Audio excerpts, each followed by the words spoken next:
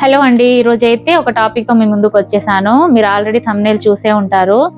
So అదే నా జీవితంలో చాలా స్పెషల్ రోజు, ప్రెగ్నెన్సీ టెస్ట్ చేసిన రోజు. నా ప్రెగ్నెన్సీ పాజిటివ్ ఎలా వచ్చింది, ఏవైనా మెడికేషన్స్ తీసుకున్నానా లేదంటే నేచురల్ గా వచ్చిందా అనే టాపిక్ గురించి అయితే మాట్లాడుతున్నా. 5 years బాబు అయితే ఉన్నాడు. బాబు పుట్టిన తర్వాత ఒక 1 year తర్వాత నాకు పీరియడ్స్ ఇరెగ్యులర్ గా వచ్చేవి. నేనేమో చాలా హెవీగా ఉండేది. గైనిక్ కన్సల్టేషన్ తీసుకొని స్కాన్ చేయించుకుంటే నాకు పీసీఓడి ఉందని చెప్పారు.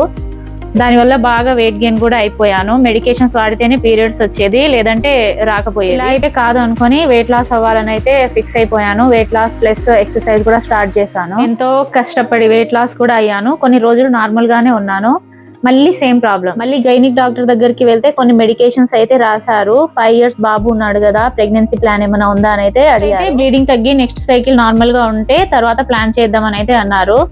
మళ్ళీ 2 months తర్వాత నాకు మా హస్బెండ్ కి బ్లడ్ టెస్ట్ అయితే చేశారు. అన్ని నార్మల్ గానే ఉన్నాయని టాబ్లెట్ రాసి 2 months తర్వాత రివ్యూ అయితే రాశారు. యూపీటీ చెక్ చేసుకుంటే పాజిటివ్ అయితే వచ్చింది. ఇంకా నెక్స్ట్ డేనే డాక్టర్ దగ్గరికి అయితే వెళ్ళిపోయాము. స్కాన్ చేసి చూసారు.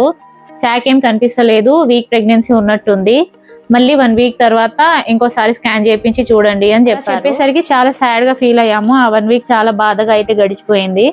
మళ్ళీ స్కాన్ కి వెళ్ళినప్పుడు 4 mm సింగిల్ శాక్ ఉందని అయితే చెప్పారు. అప్పుడు నా హార్ట్ ఆనందంతో నిండిపోయింది. ఇంకో 15 days తర్వాత రివ్యూకి అయితే వెళ్ళాము. అప్పుడు మళ్ళీ స్కాన్ చేసి నీకు ట్విన్ బేబీస్ ఉన్నారని అయితే చెప్పారు. బేబీస్ 6 weeks అని అయితే చెప్పారు. అలా చెప్పేసరికి అస్సలు నమ్మలేకపోయాను. మళ్ళీ అడిగాను, నిజమా మేడం అని. అవునని అయితే చెప్పారు. ఆ క్షణం నేను ఏం మాట్లాడాలో కూడా అర్థం కాలేదు. షాక్, ఆనందం, ఎమోషన్ అన్ని ఒకేసారి వచ్చాయి. అయితే చాలా హ్యాపీగా ఫీల్ అయ్యాను. మళ్ళీ ఇంకో ట్విస్ట్ ఏంటంటే 1 month తర్వాత రివ్యూకి అయితే వెళ్ళాము. అప్పుడు మేడం మళ్ళీ స్కాన్ చేశారు. ఏం చెప్పారో తెలుసా? నీకు ట్విన్స్ కాదు, ట్రిప్లెట్స్ ఉన్నారు అని అయితే చెప్పారు. ఆ క్షణం నా మైండ్ అంతా బ్లాంక్ అయిపోయింది. నవ్వాలో ఏడవాలో కూడా అర్థం కాలేదు.